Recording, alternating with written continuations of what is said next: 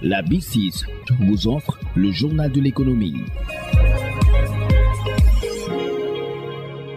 Bienvenue dans ce journal de l'économie. L'activité maritime au port autonome de Dakar a régressé de 17,3% au mois de juin 2023 par rapport au mois précédent. Ce fléchissement est induit par la baisse simultanée des débarquements, moins 24,6%, et des embarquements, moins 0,4% au cours de cette période, explique l'ANSD. La situation au niveau des débarquements est liée au recul de ceux des marchandises diverses, moins 44,9%, et de ceux des produits de la mer, moins 26,4%, en dépit de la hausse de ceux des hydrocarbures raffinés. Pour les embarquements, la contre-performance est imputable à ceux des produits de la mer, moins 15,4%.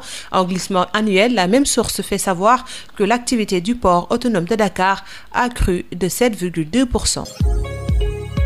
Transactions commerciales intracommunautaires, la BCEAO note une hausse de 15,0% en 2021. Selon la BCEAO, les transactions commerciales intracommunautaires évaluées sur la base des travaux de la cellule sous-régionale chargée de la réconciliation des données sur les échanges intra-UEMOA ont connu une hausse de 15,0% en 2021 pour se situer à 3063,7 milliards. Cette évolution s'explique essentiellement par la reprise de l'activité économique après le net ralentissement enregistré en 2020 suite à la pandémie de la COVID-19.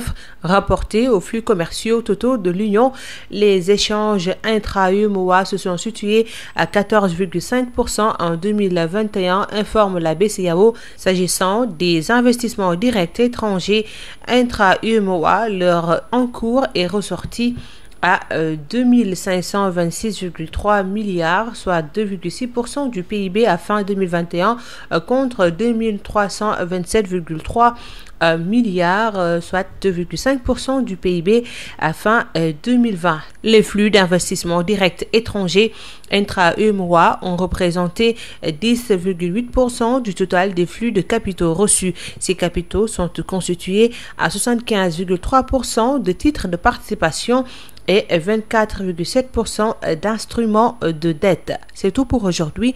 Rendez-vous demain pour un autre journal de l'économie.